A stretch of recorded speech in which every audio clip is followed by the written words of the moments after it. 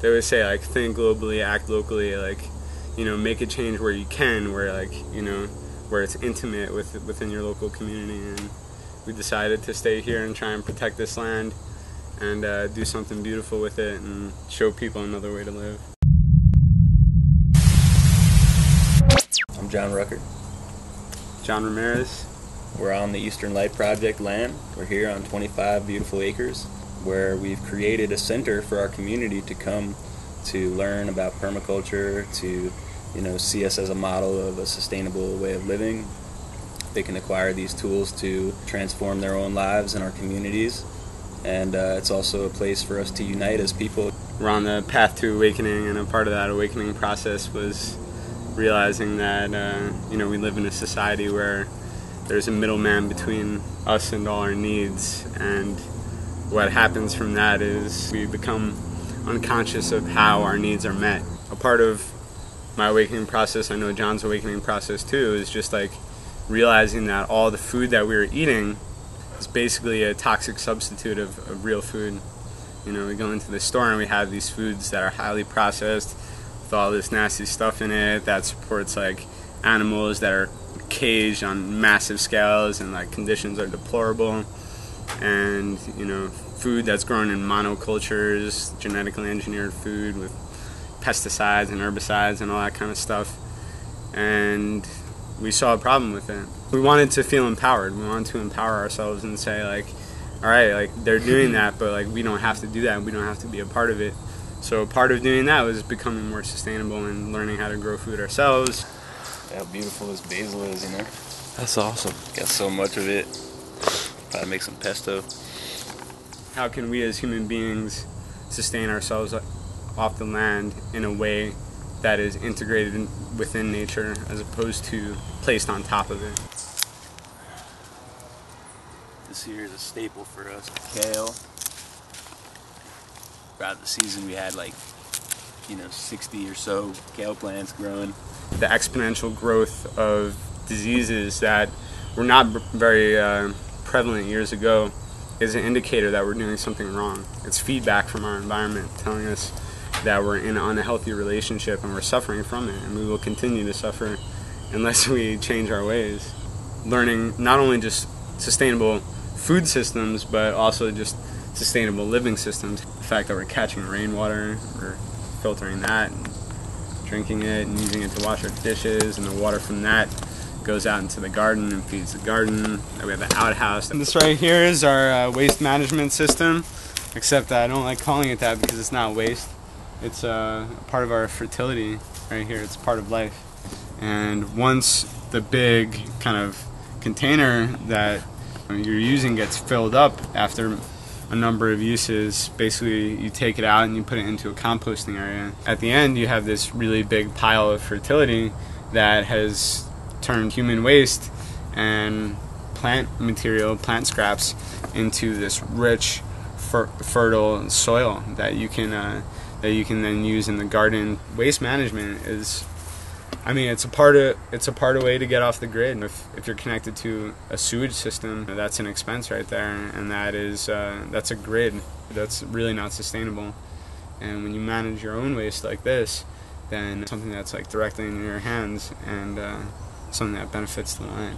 The first thing that people notice is that we're living physically with the physical world in a different way. How can we live together in a way that only improves our well-being, in a way that only makes this land and each other healthier and happier? This is a really beautiful and special piece of land that we're on here. Many people come and they hang out at gatherings with us, and they experience this big open space, the real beauty and the real sanctuary where we can come to experience that quietness and that peace and that connection to nature. Beyond this space here, we have 20 acres of woods or so.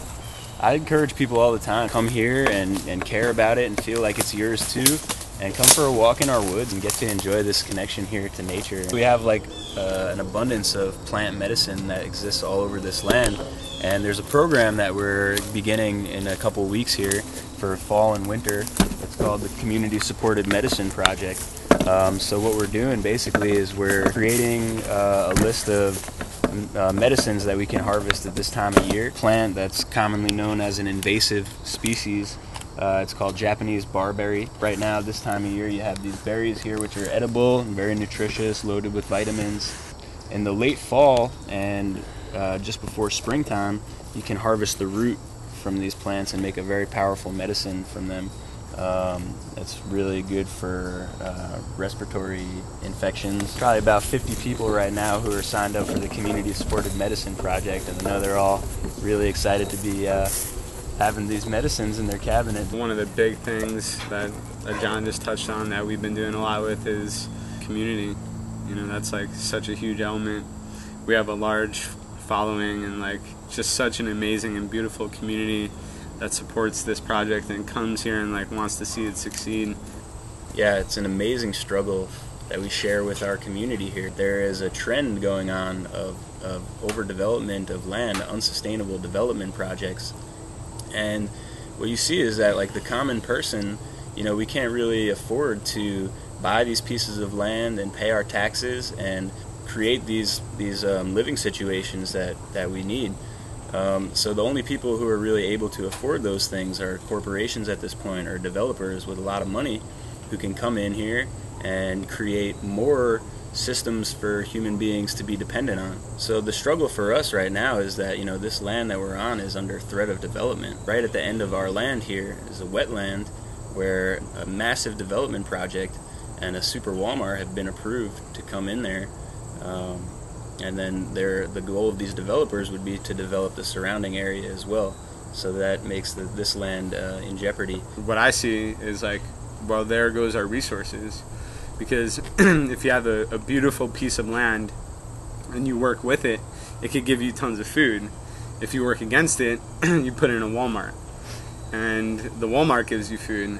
But if anything within the infrastructure goes wrong, if there's some type of collapse or a hiccup or something like that, then everyone's stranded and they're not going to be getting food anymore. We already have so much stuff set up here. It would be really heartbreaking to lose it. If that were the case, we could definitely move on and continue mission and keep pouring our heart into this world. One of the things that we want to accomplish here, I guess first and foremost, is to collectively purchase this land. If we do get the support of you know, enough people, it can come together and we can protect this land and build this vision, and then it'll be a resource for humanity forever, hopefully. To everybody who's watching this video right now, our brothers and sisters, you know, to ask you for your support and going forward with our mission here. It's really part of your mission too. You know, if you want to see this world be a better place, then, you know, it's up to you, it's up to all of us to support projects like this. Unite with us, join with us in solidarity here, Eastern Light Project.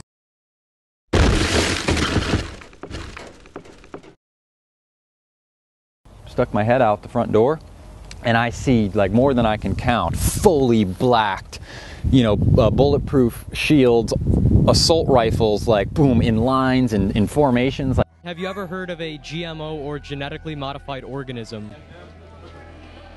No.